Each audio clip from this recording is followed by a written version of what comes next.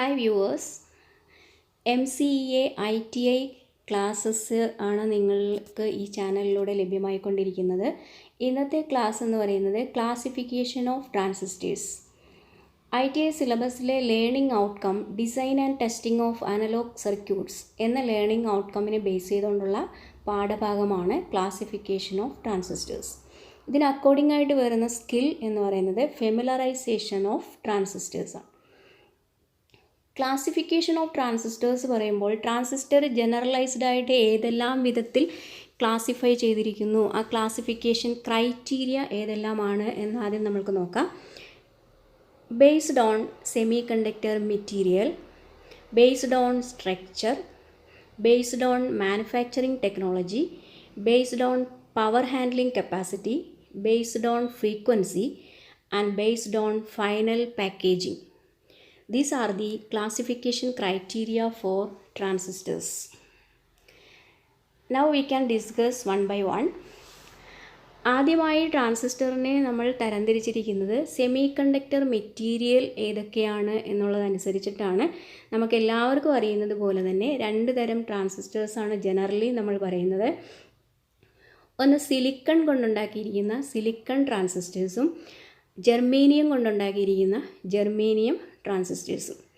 Based on semiconductor material, transistors are classified into silicon and germanium. Then according to structure, അനുസരിച്ച് ട്രാൻസിസ്റ്ററിനെ തരംതിരിച്ചിരിക്കുന്നത് already നമ്മൾ discuss ചെയ്തതാണ്. Transistor എന്താണെന്ന് പഠിച്ചപ്പോൾ നമ്മൾ ഡിസ്കസ് ചെയ്തതാണ്. Of course the first one is NPN transistor.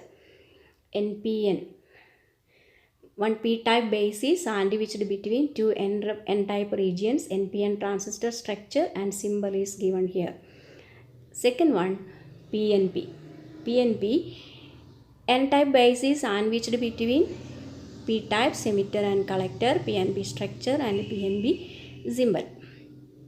അടുത്ത മാനുഫാക്ചറിംഗ് ടെക്നോളജി അനുസരിച്ച് ഏത് രീതിയിൽ മാനുഫാക്ചർ ചെയ്തിരിക്കുന്നു എന്നതനുസരിച്ച് ട്രാൻസിസ്റ്ററിനെ തരംതിരിച്ചിരിക്കുന്നത് എങ്ങനെയാണെന്ന് നോക്കാം.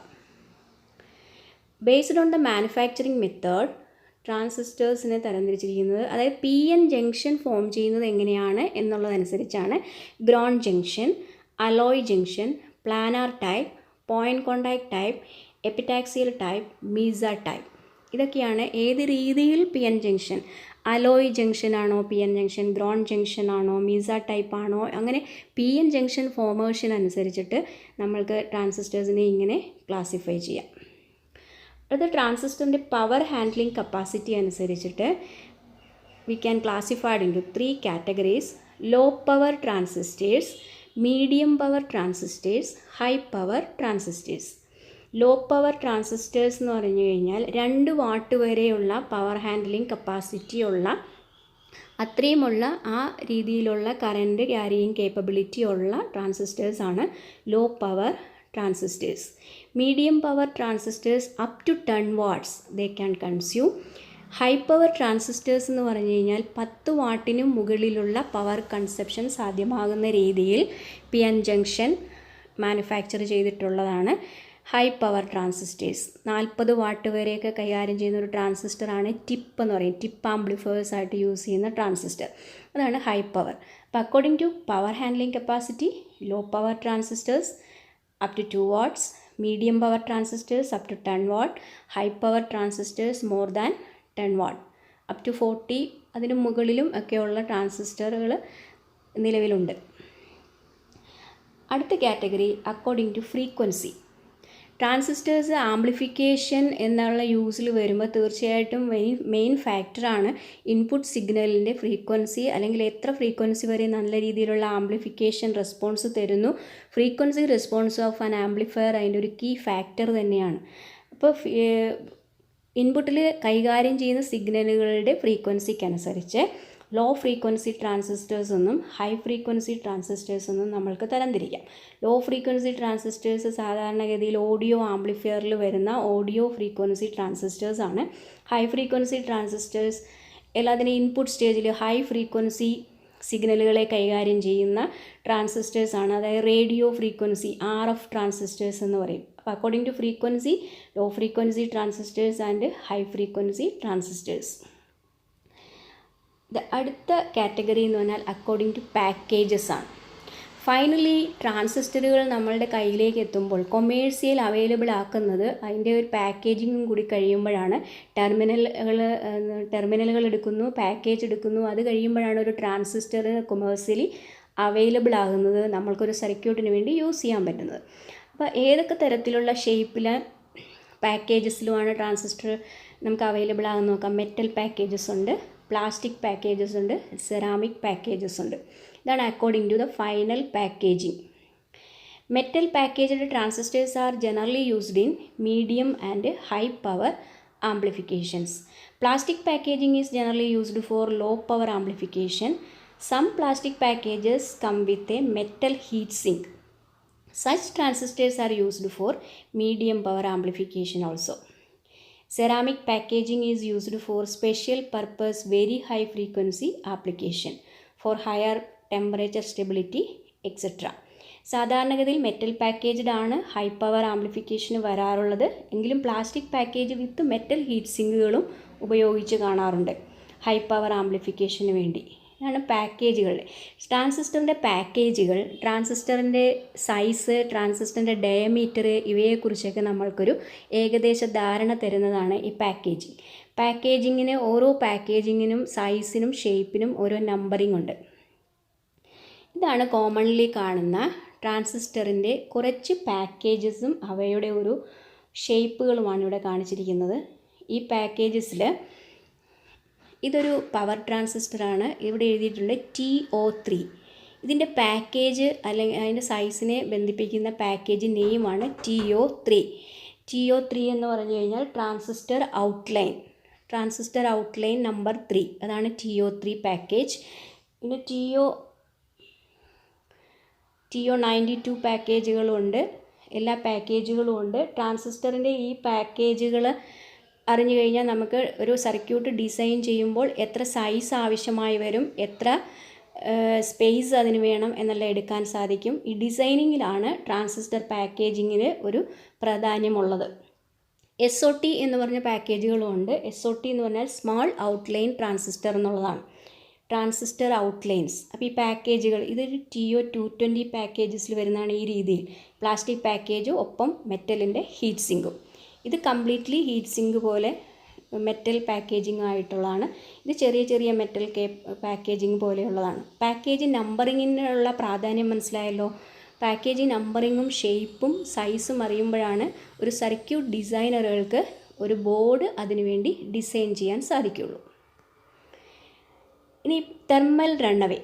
ട്രാൻസിസ്റ്ററിൻ്റെ വർക്കിങ്ങിൽ വളരെ കീ ഫാക്ടറായിട്ട് അതിൻ്റെ കൂടെ വരുന്ന ഒരു ഫിനോമിനനാണ് thermal runaway. Transistor high power സിഗ്നലുകളെ കൈകാര്യം ചെയ്യുന്ന ട്രാൻസിസ്റ്റർ വർക്ക് ചെയ്യുമ്പോൾ ഹൈ കറൻറ്റ് ഹാൻഡ്ലിംഗ് വരാറുണ്ട്. ബേസ് കളക്ടർ ജംഗ്ഷനിലുള്ള കറൻറ്റിനെ അനുസരിച്ച് അവിടെ ടെമ്പറേച്ചർ പ്രൊഡ്യൂസ് ചെയ്യുന്നുണ്ട്. ഈ ടെമ്പറേച്ചർ ട്രാൻസിസ്റ്ററിൻ്റെ ജംഗ്ഷനിൽ തന്നെ തങ്ങി നിൽക്കാതെ അത് എയറിലേക്ക് റേഡിയേറ്റ് ചെയ്ത് കളഞ്ഞാൽ മാത്രമാണ് ട്രാൻസിസ്റ്ററിൻ്റെ life, thermal stability, current stability ഇതെല്ലാം നമ്മൾക്ക് പാലിച്ച് എല്ലാ സമയത്തും വർക്ക് ചെയ്യുന്ന എല്ലാ പീരീഡിലും അതിൻ്റെ സെയിം പെർഫോമൻസ് നിലനിർത്താൻ സാധിക്കുകയുള്ളൂ. അപ്പോൾ തെർമൽ റണ്ണവേ എന്താണെന്ന് നോക്കാം. ട്രാൻസിസ്റ്റർ കറൻറ്റ് കൈകാര്യം ചെയ്യുന്ന സമയത്ത് കളക്ടർ ബേസ് ജംഗ്ഷനിൽ ടെമ്പറേച്ചർ ഇൻക്രീസ് ചെയ്യുന്നതിൻ്റെ ഫലമായി കളക്ടറിൽ നമ്മൾക്കൊരു കറൻറ്റ് വീണ്ടും കൂടും. കളക്ടർ കറൻറ്റ് വീണ്ടും കൂടുന്നു. കളക്ടർ കറൻറ്റ് കൂടുമ്പോഴോ വീണ്ടും നമ്മൾക്ക് ടെമ്പറേച്ചർ ഇൻക്രീസ് ചെയ്യുന്നു. അതോടൊപ്പം തെർമലി ജനറേറ്റഡ് ആയിട്ടുള്ള ചാർജ് ക്യാരിയേഴ്സ് മൂലമുള്ള കറൻറ്റും ഇൻക്രീസ് ചെയ്യുന്നു. ഇത് ടോട്ടൽ കളക്ടർ കറൻറ്റിനെ ഇൻക്രീസ് ചെയ്യിക്കുന്നു. ഈ പ്രതിഭാസം ഇങ്ങനെ തുടർന്നുകൊണ്ട് പോവുകയാണെങ്കിൽ ജംഗ്ഷനിൽ ഉണ്ടാവുന്ന ടെമ്പറേച്ചർ എയറിലേക്ക് റേഡിയേറ്റ് ചെയ്തു പോവാതെ ജംഗ്ഷനിൽ തന്നെ നിന്ന് വീണ്ടും ഈ ഒരു ടെമ്പറേച്ചർ ഇൻക്രീസിങ്, കറൻറ്റ് ഇൻക്രീസിങ് ഇങ്ങനെ തുടർന്ന് പോയിക്കൊണ്ടേയിരിക്കുന്നതിനെയാണ് തെർമൽ റണ്ണവേ എന്ന് പറയുന്നത്. ഫൈനലി തെർമൽ റണ്ണവേ വന്നു കഴിഞ്ഞാൽ ട്രാൻസിസ്റ്റർ മേ ഗെറ്റ് ഡാമേജ്ഡ് ആയിട്ടുള്ള ട്രാൻസിസ്റ്റേഴ്സ് കാണിച്ചിട്ടുണ്ട്. ഈ ഒരു phenomenon is known as thermal runaway. അപ്പോൾ ട്രാൻസിസ്റ്റർ വർക്ക് ചെയ്യുമ്പോൾ തെർമൽ റണ്ണവേ ഉണ്ടാകാതിരിക്കാനുള്ള പ്രിക്വേഷൻ എന്താണ്? തെർമൽ റണ്ണവേ എന്താണെന്ന് മനസ്സിലായല്ലോ. ഈ തെർമൽ റണ്ണവേ ഉണ്ടാകാതിരിക്കാൻ ട്രാൻസിസ്റ്ററിൻ്റെ ജംഗ്ഷനിൽ ക്രിയേറ്റഡ് ആവുന്ന ടെമ്പറേച്ചറിനെ നമ്മൾ എയറിലേക്ക് റേഡിയേറ്റ് ചെയ്ത് കളയാനുള്ള ഒരു സംവിധാനം ഉണ്ടാക്കണം. അതിനുവേണ്ടി നമ്മൾ സാധാരണ അലൂമിനിയം അല്ലെങ്കിൽ അയൺ ആയിട്ടുള്ള മെറ്റൽ ഷീറ്റുകൾ ഉപയോഗിക്കാറുണ്ട്. ഇവിടെ കാണിച്ചിരിക്കുന്നത് പോലെ കൊറുഗേറ്റഡ് ഷേപ്പിലുള്ള ഷീറ്റുകൾ ഉപയോഗിക്കാറുണ്ട്. ഈ കൊറുഗേറ്റഡ് മടക്കുകളായി ഉപയോഗിച്ചിരിക്കുന്നത് അത്രയും ഏരിയ, സർഫസ് ഏരിയ കിട്ടുന്നതിന് വേണ്ടിയാണ്. കൂടുതലും മാറ്റ് ഫിനിഷ് ബ്ലാക്ക് കളർ അടിച്ചിട്ടുള്ള ഹീറ്റ് സിങ്കുകളാണ് ഉപയോഗിക്കുന്നത്. ഇതിന് പറയുന്ന പേരാണ് ഹീറ്റ് സിങ്ക്. അപ്പോൾ ഹീറ്റ് സിങ്ക് ഇതിപ്പോൾ പവർ ട്രാൻസിസ്റ്റർ അതിൽ സ്ക്രൂ ചെയ്തിട്ടുണ്ട്. അപ്പോൾ പവർ ട്രാൻസിസ്റ്ററിൻ്റെ കളക്ടറിലുണ്ടാവുന്ന ഹീറ്റ് എനർജിയെ ഹീറ്റ് സിങ്കിലേക്ക് ട്രാൻസ്ഫർ ചെയ്യുകയും അത് എയറിലാണ് ഇരിക്കുന്നത്. കൂടുതൽ എയറിലേക്ക് വളരെ എളുപ്പത്തിൽ ഹീറ്റ് ട്രാൻസ്ഫർ ചെയ്ത് കളയുകയും അങ്ങനെ ജംഗ്ഷനിൽ നിന്നും ഹീറ്റ് നമ്മൾക്ക് ആ PN ജംഗ്ഷനിൽ, കളക്ടർ ബേസ് ജംഗ്ഷനിൽ ടെമ്പറേച്ചർ തങ്ങി നിൽക്കുന്ന അവസ്ഥ ഉണ്ടാകുകയുമില്ല. തെർമൽ റണ്ണവേ വളരെയധികം നമ്മൾ അതിനെ കുറയ്ക്കാൻ സാധിക്കും. ടെമ്പറേച്ചർ സ്റ്റെബിലിറ്റി നിലനിർത്താൻ സാധിക്കും. പെർഫോമൻസ് വർദ്ധിപ്പിക്കും. അങ്ങനെയുള്ളതിനാണ് ഹീറ്റ് സിങ്ക് എന്ന് ഉപയോഗിക്കുന്നത്. ഹീറ്റ് സിങ്ക് സാധാരണ കൂടുതൽ പവർ കൈകാര്യം ചെയ്യുന്ന ട്രാൻസിസ്റ്ററുകളല്ലാതെ തന്നെ SCR, MOSFET അങ്ങനെയുള്ള എല്ലാത്തിലും തന്നെ ഹീറ്റ് സിങ്കുകൾ നമ്മൾ ഉപയോഗിക്കാറുണ്ട്. പല ഷേപ്പിലുള്ള, പല രീതിയിലുള്ള ഹീറ്റ് സിങ്കുകൾ നമ്മൾക്ക് കാണാൻ സാധിക്കും. കുറച്ച് ഹീറ്റ് സിങ്കുകൾ നമ്മളിവിടെ കാണിച്ചിട്ടുണ്ട്. പല ഷേപ്പിൽ ഉപയോഗിച്ച് വരുന്ന ഹീറ്റ് സിങ്കുകൾ. പബ്ലിക് അഡ്രസ് സിസ്റ്റമായിട്ടുള്ള വലിയ ആംപ്ലിഫയറിൻ്റെ പുറകിലൊക്കെ നോക്കിയാലും നിങ്ങൾക്ക് ഇതുപോലുള്ള ഹീറ്റ് സിങ്കുകൾ കണ്ടെത്താൻ സാധിക്കും. ഇനി ഞാൻ നേരത്തെ പറഞ്ഞല്ലോ, ഇത്രയും പാഠഭാഗത്തിനെ ബന്ധപ്പെടുത്തി നമ്മൾക്ക് പഠിക്കാനുള്ളത് ഫെമിലറൈസേഷൻ ഓഫ് ട്രാൻസിസ്റ്റർ എന്നുള്ള ഒരു സ്കില്ലാണ്. ആ സ്കിൽ എന്താണെന്ന് നമ്മൾക്ക് നോക്കാം. ഈ സ്കില്ലിൽ നമ്മൾ പഠിക്കുന്നത് ട്രാൻസിസ്റ്ററുകളെ കുറിച്ചാണ്. കുറച്ച് ട്രാൻസിസ്റ്ററുകൾ ഞാനിവിടെ അവൈലബിൾ ആക്കിയിട്ടുണ്ട്. നമ്മൾക്ക് ആ ട്രാൻസിസ്റ്ററുകളൊക്കെ ഒന്ന് നോക്കാം. ഇപ്പം നമ്മൾ പഠിച്ചുകൊണ്ടിരുന്ന ഈ ലെസൺ ഏകദേശം കംപ്ലീറ്റ് ആയല്ലോ. ഇതിനെ സംബന്ധിച്ച് നമ്മളുടെ അടുത്ത സ്കില്ലാണ് ഫെമിലറൈസേഷൻ ഓഫ് ട്രാൻസിസ്റ്റേഴ്സ്. കുറച്ച് ഈ ക്ലാസ്സിലേക്ക് വേണ്ടി കുറച്ച് ട്രാൻസിസ്റ്റേഴ്സ് ഞാൻ കൊണ്ടുവന്നിട്ടുണ്ട്. ട്രാൻസിസ്റ്ററിൻ്റെ ഫെമിലറൈസേഷൻ ആണ് നമ്മൾക്ക് പഠിക്കാനുള്ളത്. ഫിസിക്കൽ ഫെമിലറൈസേഷൻ മാത്രമേ ഇപ്പോൾ നമുക്ക് സാധ്യമാവുള്ളൂ. അത് മാത്രമാണ് ഉദ്ദേശിക്കുന്നത്. അത് ഈ ട്രാൻസിസ്റ്ററിൽ നമുക്ക് നോക്കാം. ഇപ്പോൾ പാക്കേജസ് ഒക്കെ പഠിച്ചു കഴിഞ്ഞിട്ടുണ്ട്. ഇപ്പോൾ ഇവിടെ കാണുന്ന ഓരോ ട്രാൻസിസ്റ്ററും 1 നമ്പർ, ഈ ട്രാൻസിസ്റ്റർ, ഈ ട്രാൻസിസ്റ്റർ, ഇതിൻ്റെ എല്ലാം നിങ്ങൾ ഒരു കാര്യം ചെയ്യണം. ഈ സൈസ് വെച്ച് നോക്കിയിട്ട് പാക്കേജിൻ്റെ ലിസ്റ്റിൽ നിന്നും പാക്കേജസ് ഐഡൻറ്റിഫൈ ചെയ്യണം. ഇവിടെ നോക്കൂ, ഈ ട്രാൻസിസ്റ്ററിൽ 2 ടെർമിനലുകൾ കാണുന്നുള്ളൂ. ആദ്യം ട്രാൻസിസ്റ്റർ പഠിച്ചപ്പോൾ തന്നെ നമ്മൾ പഠിച്ചത് ട്രാൻസിസ്റ്റർ ഒരു 3 ടെർമിനൽ ഡിവൈസ് ആണെന്നാണ്. ഇത് ഒരു പവർ ഹാൻഡ്ലിംഗ് ചെയ്യുന്ന ഒരു പവർ ആംപ്ലിഫയർ ആയിട്ടൊക്കെ ഉപയോഗിക്കുന്ന ഒരു ട്രാൻസിസ്റ്ററാണ്. ട്രാൻസിസ്റ്ററുകൾ നോക്കുമ്പോൾ നെയിമിങ് തീർച്ചയായിട്ടും നോക്കണം. 2N 3055, 2 ജംഗ്ഷൻ എന്നുള്ളതിനാണ് 2N വന്നത്. 1N4007 ഡയോഡ് ഇല്ലേ, അതുപോലെ 2N 3055 ട്രാൻസിസ്റ്ററാണ്. ഇതൊരു പവർ ട്രാൻസിസ്റ്ററാണ്.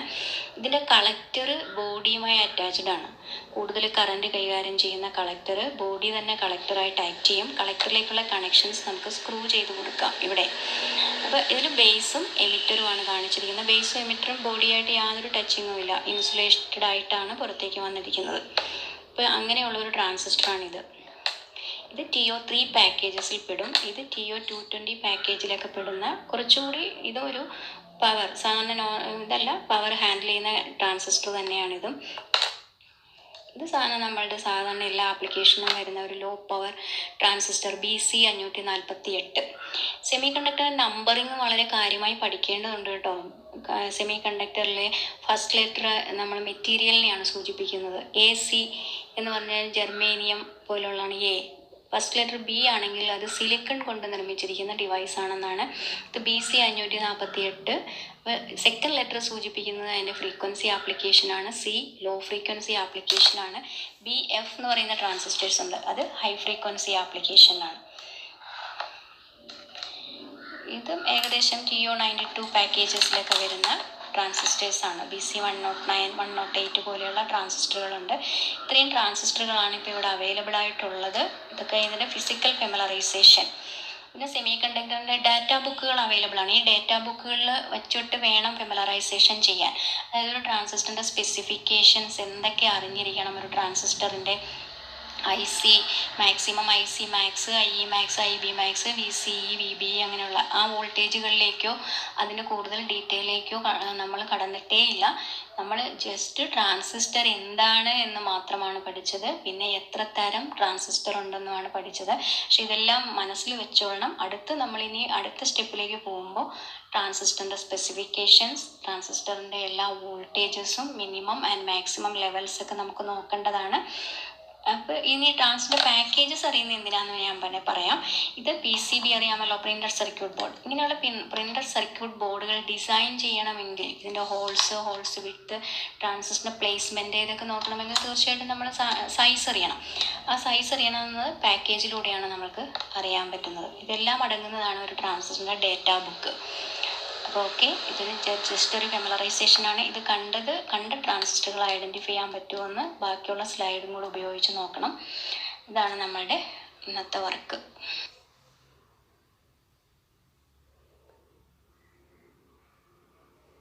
അപ്പോൾ ട്രാൻസിസ്റ്ററിൻ്റെ ഫെമിലറൈസേഷൻ വർക്ക് ചെയ്യുന്നത് എങ്ങനെയാണെന്ന് മനസ്സിലായല്ലോ. ഇനി നമ്മൾക്ക് ലെറ്റസ് കൺക്ലൂഷനിലേക്ക് വരുവാണെങ്കിൽ ഇന്നത്തെ ഒരു ബ്രീഫ് നിങ്ങൾക്ക് എന്തെങ്കിലും ഇത്രയും സ്ലൈഡ് കണ്ടതിൽ നിന്ന് മനസ്സിൽ എന്തൊക്കെ ക്വസ്റ്റ്യൻസ് ആണ് വന്നത് എന്നുള്ളത് നമുക്ക് നോക്കാം. ഒന്നുമില്ലെങ്കിലും give a brief description of classification of transistors, അത്രയും പറയാനെങ്കിലും നിങ്ങൾ കേപ്പബിൾ ആകും എന്ന് വിചാരിക്കുന്നു. Okay, bye, thank U.